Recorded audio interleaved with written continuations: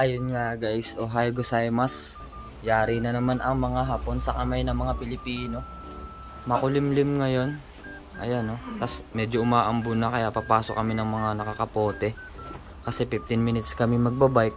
Pagdating namin doon sa aming office o sa aming okay ba kung tawagin, ay baka mabasa kami kaya magkakapote kami, no. Bawal magkasakit dito sa ibang bansa.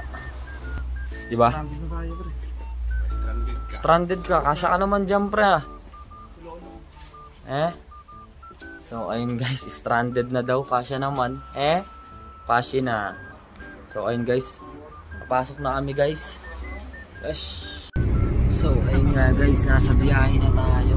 So ayun guys, biyahe na tayo papasok ng trabaho, papunta sa ating site ngayong araw.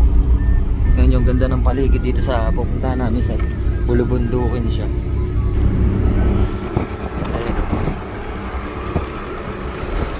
Diba? Sarap na sariwang hangin dito sa Japan guys. Walang kapulyo-pollution. Ayun o. Grabe. Tandaan nyo ba yan? So yun. Kasama natin si Boss Yoshida at saka yung anak ng amo namin. Ayun. Gosh.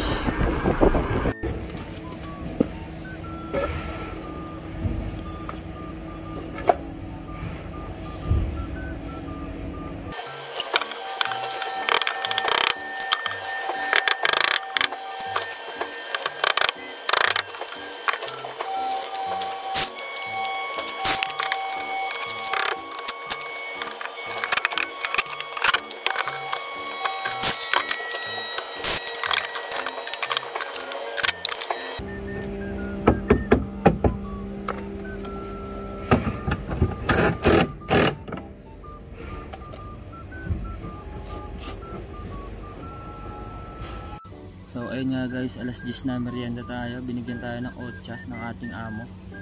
So ayun guys, kung mapapansin nyo yung helmet ko, iba kasi itong helmet ko ay hiniram lang dito sa company. Kasi yung helmet ko naiwanan ko din sa loob ng bako. Kasi pinalipat sa akin yung bako kanina kasi nakaka-istorbo sa daan. Tapos yun, nahubad ko dun sa loob na ilapag ko. Kaya ayun, hindi ko nadala. Buti na lang mayroong extra dito, kaya lang medyo may amoy. Kaya tignan nyo, nilagyan ko ng tape sa loob yan para hindi humawa sa bonnet ko yung amoy. So ayun guys, grabe. So ayun guys, merienda lang po tayo. So ayun nga guys, tanghalian na. So ayun, kain tayo. So ayun, ang ulam ko nga pala is ampalaya. So ayun guys, so, ampalaya ang pinitas natin doon sa ating garden. Tapos ito lang yung site, no. So ayun, dito lang tayo kakain sa gilid. So ayun guys, kain po tayo. So ayun nga guys, pagkatapos natin kumain, pahinga ng konti, tapos ito humiga na ako. Ayun pa rin yung ating site. Dito lang tayo humiga sa may tabi-tabi ng mga dito, mga damuhan. Yung may gubat kasi dyan sa kabila. So ayun, sana hindi ako gapangan ng ahas.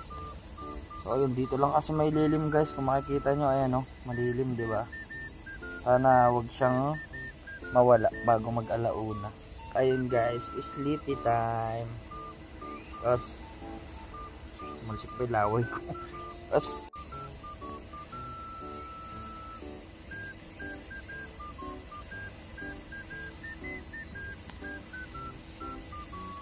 So ayun nga guys, nagising na ako kasi naabutan na tayo ng araw.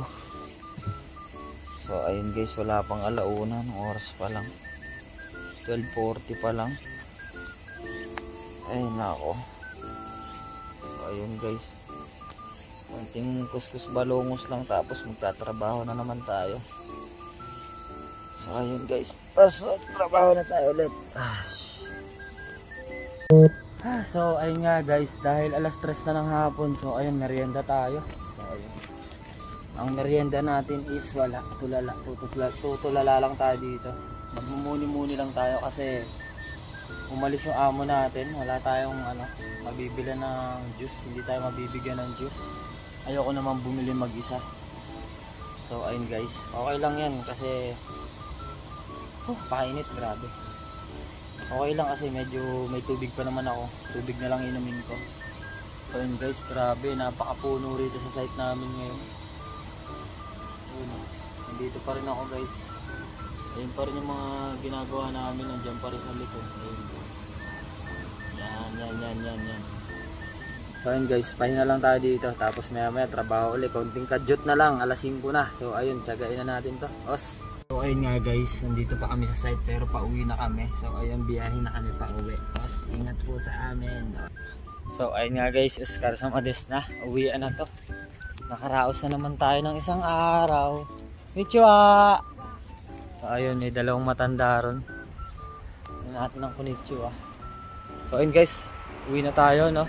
Hanggang dito na lang yung ating video. Maraming salamat sa manonood. So ayun, dyan na kayo. Os!